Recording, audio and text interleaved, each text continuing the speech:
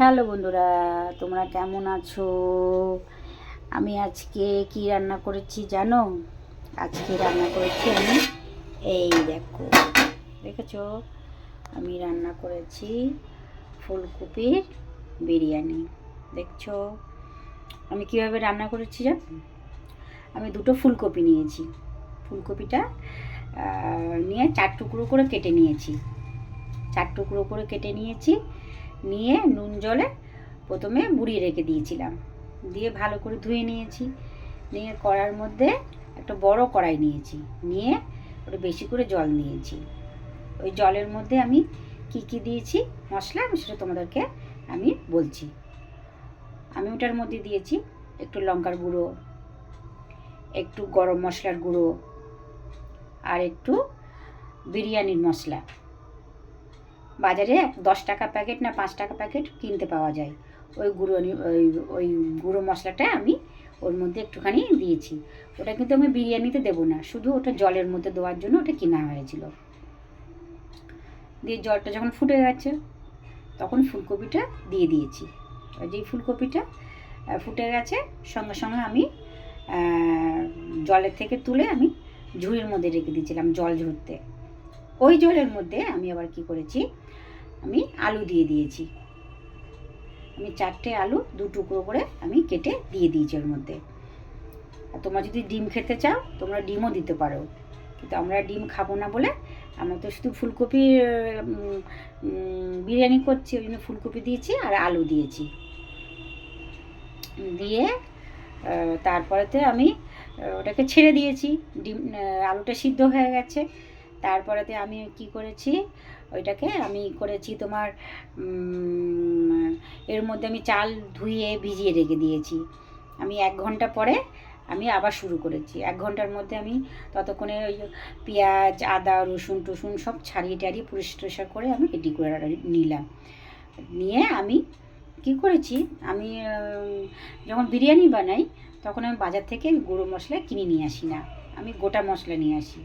কেন, গুঁড়ো মশলার যে স্বাদটা হয়, হ্যাঁ, মানে সেই স্বাদ আমার ঠিক ভালো লাগে না।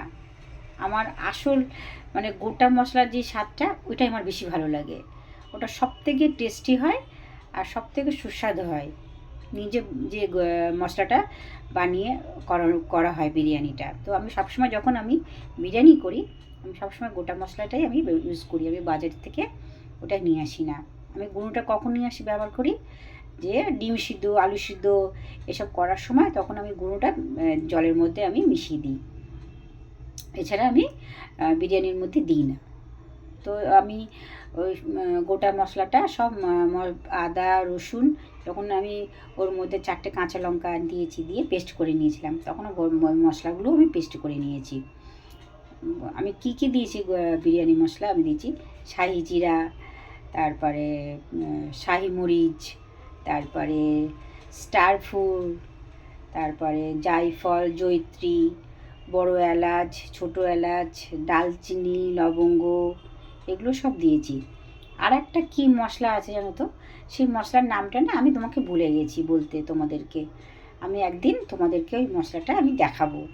কীরকম একটা সরু একটা সরু একটা কাঠির মতন, মানে ওটা কী বেশ মশলার নামটা বলে, আমি নামটা না আমি ভুলেই গেছি, আমার একদম কিছুতেই আমি মনে করতে পারছি না ওই মশলাটা।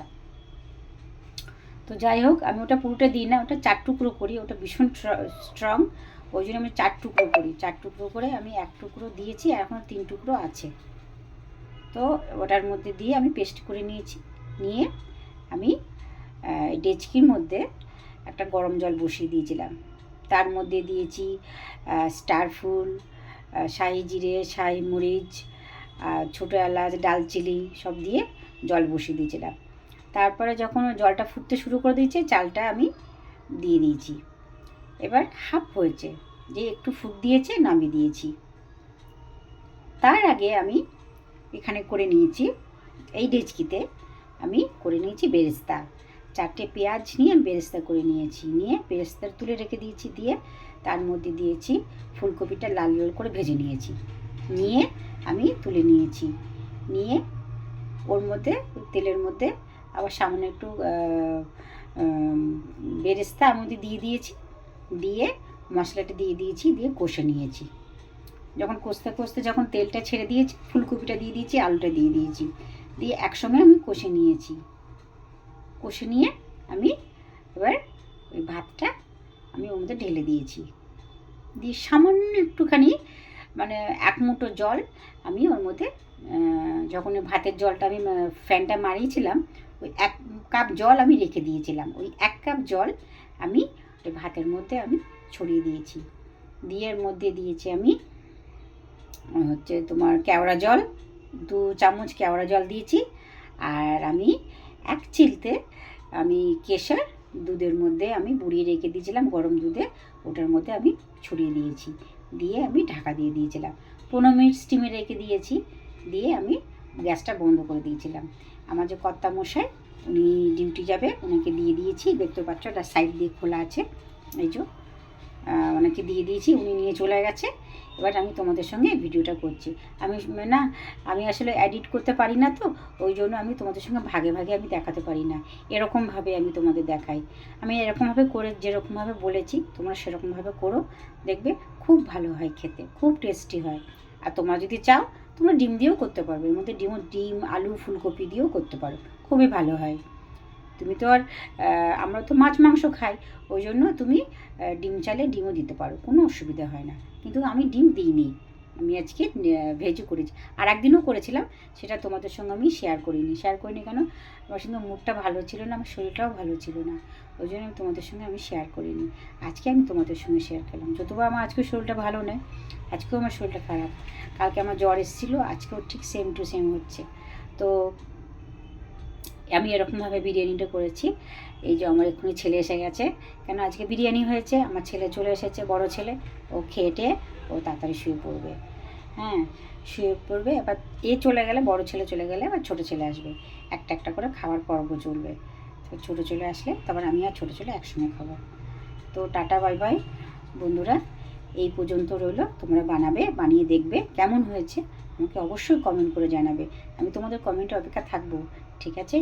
তো টাটা বাই বাই, খুব ভালো থাকো, ভালো রান্না করো, ভালো খাও, ভালো থাকো, সুস্থ থাকো, বাই।